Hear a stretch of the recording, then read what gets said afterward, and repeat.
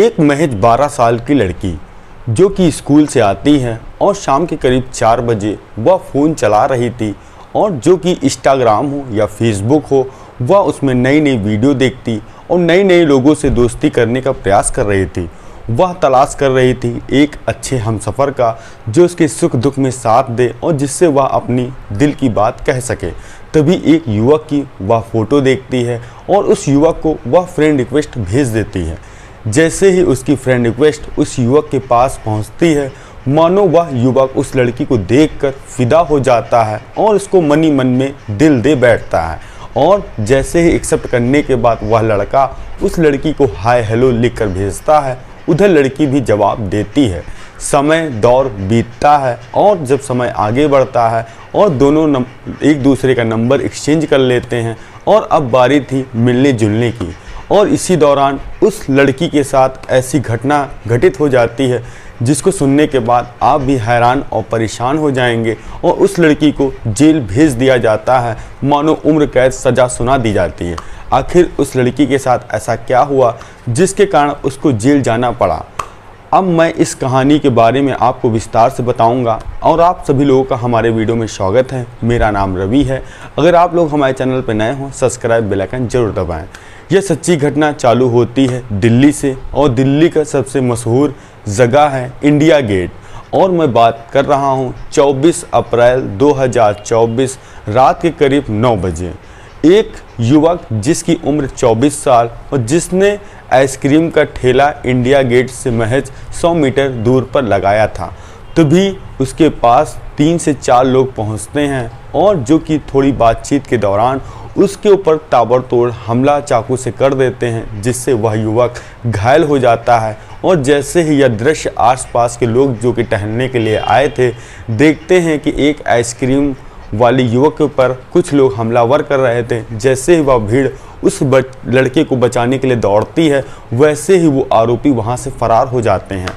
अब जो भीड़ थी उस युवक को एक तुरंत गाड़ी बुलाते हैं, उस युवक को उसमें बैठाल कर जो पास का अस्पताल था वहाँ लेकर जाते हैं। तभी डॉक्टर बताते हैं इस लड़के की मौत हो चुकी है क्योंकि इसके शरीर से काफ़ी ज़्यादा ब्लड बह चुका है।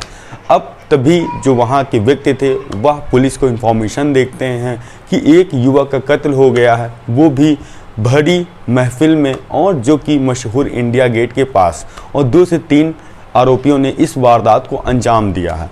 अब कत्ल का मामला था, पुलिस भी मौका वारदात पर तुरंत हॉस्पिटल पहुंचती है और जो भीड़ के लोग थे उनसे पूछताछ करती हैं तो पता चलता है यह युवक एक आइसक्रीम का ठेला लगाता है। अब पुलिस वाले उस ठेले के पास जाते हैं और पता करते हैं कि यह ठेला किस मालिक का है, और जब देखते हैं कि उस मालिक का नाम लिखा है और उसका मोबाइल नंबर लिखा है तो उससे बात करने का प्रयास करते हैं कि आपका युवक जो इंडिया गेट पर ठेला लगाया है उसका कत्ल हो गया है और आखिर यह कहाँ का रहने वाला है और इसका मोबाइल नंबर क्या है और इसके परिवार कहाँ रहता है। जो मालिक था वह बताता है इस लड़के का नाम प्रभात है, जो कि आज से 5 से 6 साल पहले यह उत्तर प्रदेश के गोंडा का रहने वाला था और काम के सिलसिले में दिल्ली आता है और 3-4 सालों से यह मेरे पास काम कर रहा था और बहुत ही अच्छा और होनहार लड़का था। अब जैसे ही पुलिस वाले यह बात सुनते हैं तो उससे कहते हैं कि आखिर इसका कत्ल कौन यहाँ करेगा और इससे किसकी दुश्मनी है, क्या आपको पता है? तो मालिक कहता है कि मेरे बारे में यह चीज़ नहीं पता है कि इसकी दुश्मनी किससे है, और ऐसा इसके पास कुछ ऐसा काम ही नहीं था कि लोग इससे दुश्मनी रखें। अब पुलिस वाले उसके माता पिता का नंबर मालिक से लेते हैं और फ़ोन करते हैं, बताते हैं कि आपका लड़का जिसकी उम्र 24 साल है, जिसका नाम प्रभात है, उसका किसी ने कत्ल कर दिया है और आप लोग जल्द से जल्द दिल्ली आ जाइए। अब घर वाले जैसे ही यह बात सुनते हैं मानो उनके पैरों तले ज़मीन खसक जाती है कि जो उनका 24 साल का लड़का, जिसकी उम्र अभी कुछ ही चालू हुई थी और समय चालू होने से पहले ही उसका कत्ल हो गया। और माँ बाप के पास भी सवाल यही था कि आखिर उनके बेटे का कातिल कौन है। अब पुलिस वाले उस बेटे का नंबर वहाँ मालिक से लेते हैं, उसको सर्विलांस पे लगाते हैं और तो पता चलता है कि जो अंतिम कॉल 24 तारीख की रात की थी वह एक ज्योति नाम लड़की ने की थी। अब पुलिस वाले उस नंबर को सर्विलांस पे लगाते हैं, उसकी लास्ट लोकेशन खंगालते हैं और पता करते हैं कि इस लड़की से किस किस का संपर्क है। उस लड़की का भी नंबर सर्विलांस पे लगाते हैं तो पता चलता है एक युवक जिसने 24 तारीख की रात 8 बजे उस लड़की को फ़ोन मिलाया और उसके बाद उस लड़की ने जो मृतक प्रभात था उसको फ़ोन किया। अब पुलिस वाले प्रभात के जो कातिल था जिसका नाम था विजय उसको भी उठाते हैं और जो उसकी लड़की थी जिसमें बात हुई थी जिसका नाम था ज्योति उसको भी पुलिस वाले उठाते हैं, पूछताछ के लिए कोतवाली लेके आते हैं। अब पुलिस वाले पहले तो उससे नॉर्मल पूछताछ करते हैं तो बताती है लड़की कि वह मेरा दोस्त था और जैसा कि हम लोग आपस में बातचीत करते थे और 24 तारीख की रात जब मैं टहलने के लिए गई मैंने सोचा क्यों ना अपने दोस्त से मिल लिया जाए और इस सब जो कत्ल हुआ इसके बारे में मुझे और कुछ नहीं पता। अब पुलिस वाले ने जो विजय को उठाया था उससे भी कड़ाई से पूछताछ करते हैं तो वह टूट जाता है, एक ऐसा खुलासा करता है जो वाकई में हैरान और परेशान कर देने वाला था। तभी विजय बताता है जो उसकी प्रेमिका ज्योति 2017 की बात है, जो मेरी प्रेमिका थी ज्योति वह सोशल मीडिया में एक दिन फ़ोन चला रही थी तभी एक युवक की उसको फ़ोटो दिखती है, वह फ्रेंड रिक्वेस्ट भेजती है। वह फ़ोटो किसी और की नहीं जो कि उत्तर प्रदेश गोंडा का रहने वाला जो कि दिल्ली में रहकर आइसक्रीम का ठेला लगाता था प्रभात की थी। दोनों ने फिर एक दूसरे का नंबर एक्सचेंज किया। एक्सचेंज करने के साथ साथ जब दोस्ती गहरी हो गई तो दोनों का आपस में मिलना जुलना हो गया। मिलने जुलने कारण से जब समय होता तो एक दूसरे के साथ बैठते और डिनर बाहर करते थे और मूवी तक देखने जाते थे। तभी एक दौर आता है कोविड जिसमें प्रभात का सब काम धंधा ठप हो जाता है। तभी एक दिन ज्योति कहती है क्यों ना हम लोग आज मूवी देखने चलते हैं। तो प्रभात के पास इतने ज़्यादा पैसे नहीं थे कि वह अपनी प्रेमिका को अच्छे से होटल में ले जाकर खाना खिलाए और उसको घुमाए।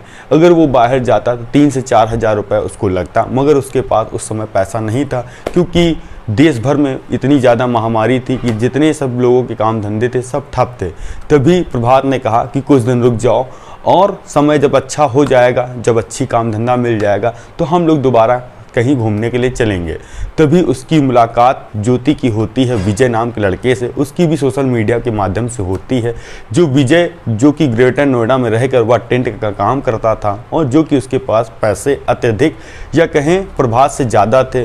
वह अपनी प्रेमिका जो नई प्रेमिका थी ज्योति उसकी सब ख्वाहिश को पूरा करता था और नई नई जगहों पर ले जाकर घुमाता था और अच्छा अच्छा खाना खिलाता था, जिसके कारण वह अब प्रभात को भूलकर विजय पर पूरा फोकस करने लगी थी। और जब प्रभात कभी बात करने के लिए ज्योति को फ़ोन मिलाता था तो वह ज्योति उसका फ़ोन भी नहीं उठाती थी और कहती थी मैं बिजी हूँ और घर पे बहुत ज़्यादा काम है। तभी एक दिन विजय अपना ठेला लेकर दिल्ली से निकला ही था अपनी मंजिल की ओर जो कि जहाँ वह अपना ठेला लगाता था। तभी देखता है कि जो ज्योति उसकी प्रेमिका है किसी अनजान लड़के के साथ गाड़ी में ऐसे चिपक कर जा रही है जानो वह बहुत पुराने गहरे दोस्त हैं। तभी एक दिन ज्योति रास्ते से निकल रही थी, तभी जो प्रभात था वह रोकता है, कहता है कि वह लड़का कौन है तुम जिसके साथ जा रही थी और जिसके कारण मेरे को इग्नोर करना तुमने चालू कर दिया है और बातचीत तुमने मेरी से बंद कर दी है और जो हम लोगों का 5-6 साल का प्यार है वह आखिर कहाँ चला गया। तुम्हारे अंदर इंसानियत थी, तुम मुझे ऐसे भूल कैसे सकती हो और हालांकि मेरे दिन ख़राब थे तुमने मेरे से रुख कैसे मोड़ लिया। तभी वह कहता है कि तुमने अगर मुझसे बात नहीं की तो मैं तुम्हारे नए प्रेमी को बता दूंगा कि हमारा तुम्हारा संबंध है और हम लोग काफ़ी दिन तक रिलेशनशिप में रहे हैं। जैसे ही यह बात ज्योति सुनती है मानो वह आग बगुला हो जाती, वहाँ से चली जाती है और जो विजय उसका नया प्रेमी था उससे कहती है कि एक लड़का जो कि मुझे काफ़ी दिनों से परेशान कर रहा है और मुझे कहता है कि तुम मुझसे अगर प्यार नहीं करोगी तो मैं जान दे दूँगा, वह उतना ज़्यादा विजय को बता देती है, जिसके कारण विजय और ज्योति मिलकर एक खौफनाक प्लान बनाते हैं। वो प्लान ये था कि प्रभात को रास्ते से हटाने का। अब कैसे हटाया जाए उसके लिए प्लानिंग ज्योति का बताती है कि जो प्रभात है वह इंडिया गेट पर ठेला लगाता है और वहीं ही उसका काम तमाम किया जा सकता है। और विजय ज्योति निकलते हैं इंडिया गेट रात के करीब 8:30 बजे और अब उनका शिकार था प्रभात जिसको उनको कत्ल करना था। और देखते हैं कि अभी उसके ठेले पर भीड़ लगी है। अब इंतज़ार ज्योति और विजय कर रहे थे कि भीड़ हटे और तुरंत उसी पर हमला कर दें। और तभी देखते हैं कि उसके विजय जो प्रभात के ठेले पे कोई व्यक्ति नहीं है। प्रभात अपना मोबाइल चला रहा है, विजय जाता है, कहता है एक आइसक्रीम दे दीजिए। वह कहता है कितने की है। इसी में वह ताबड़तोड़ प्रभात के ऊपर हमला करता है। ज्योति भी उसके साथ थी और देखती है तुरंत भीड़ उसके पास आ रही बचाने के लिए। तभी मौका वारदात से ज्योति और विजय वहाँ से फरार हो जाते हैं। और जैसे ही वहाँ के लोग, जो स्थानीय लोग थे, उस युवक को अस्पताल लेकर पहुँचते हैं और रास्ते में युवा प्रभात दम तोड़ देता है। जैसे ही कहानी पुलिस वालों ने सुनी, मानो वो भी हैरान और परेशान हो गए कि एक लड़की जो कि नाबालिग, उसने दो लोगों को प्रेम जाल में फंसाया, जिसके कारण से एक की मौत हो गई और एक ऐसा झूठा प्रेम जिसकी वह युवक कल्पना भी नहीं कर सकता और जिसके कारण उसकी जान भी चली गई। आप लोगों का जो कुछ भी सुझाव हो वह कमेंट के माध्यम से ज़रूर दें। हम मिलते हैं नई कहानी, नई शुरुआत के साथ। जय हिंद, जय भारत।